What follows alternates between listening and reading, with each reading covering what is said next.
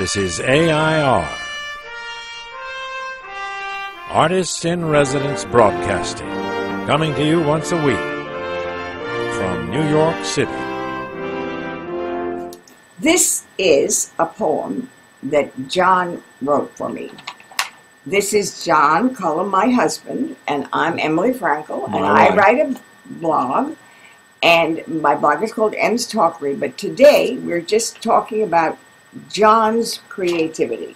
So I want you to know about a poem that he wrote for my dance, which was called The Four Seasons. I did the entire Vivaldi Four Seasons right after I had our baby, and it was part of me getting back into shape, and John wasn't sure I could, here's his phrase, he wasn't sure I could cut the mustard. But I did You'll cut never the forget mustard. that, will you? And I toured that dance all over the world and did it with symphony orchestras. And this is what he wrote for me.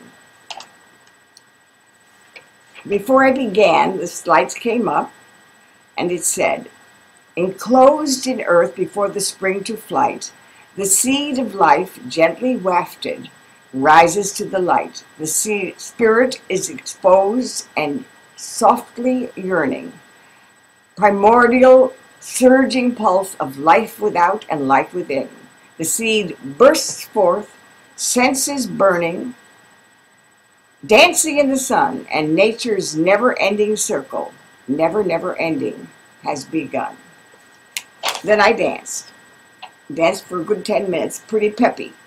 Then he did the next poem, which is Before Spring.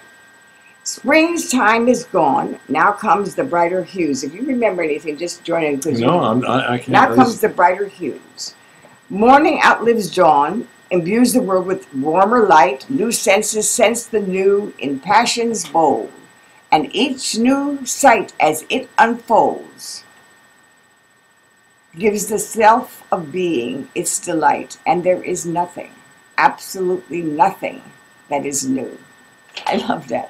And I knocked myself out in a wild, frenzied, another 10 minutes that was pretty hard to do.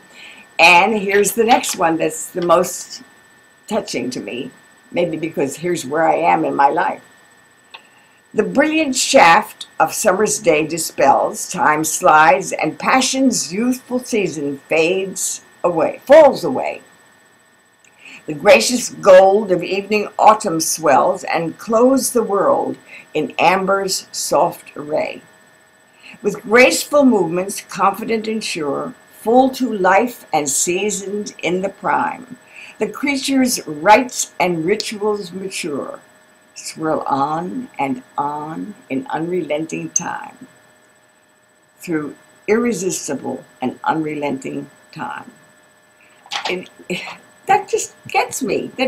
And I had a beautiful thing with saluting and bowing and gestures of serving. And John, that was a beautiful poem. Well, the dance deserved it. And then here comes the end.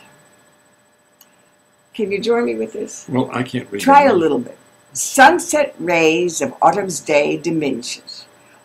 Gray chill of winter's night comes creeping. The black-tipped melancholy of season's finish whispers to the soul like silent weeping. The spirit lives in echoes of the past, no future season, nor no future day, for every moving moment could be last. Then, on a thread of time, grim death appears, and from the shades of gloom and darkest fears, the soul is gently wafted, as in birth. The ordered, never-ending circle will repeat. The seed of life is gone again to earth, and nature's never-ending circle, never-ending circle, is complete." John Cullum, you are a beautiful man. Well, you're a beautiful woman. Not many people would write a poem like that for a 45-minute solo that his wife is doing all over the world, leaving him in New York while I'm running on the road. That's right. But I hoped it would bring her back to me. I did bring me back to you. But when John says these words with his voice, it means more. And even as I'm saying it to you right now, it touches me. Thank you, John, for my poem. You're more than welcome.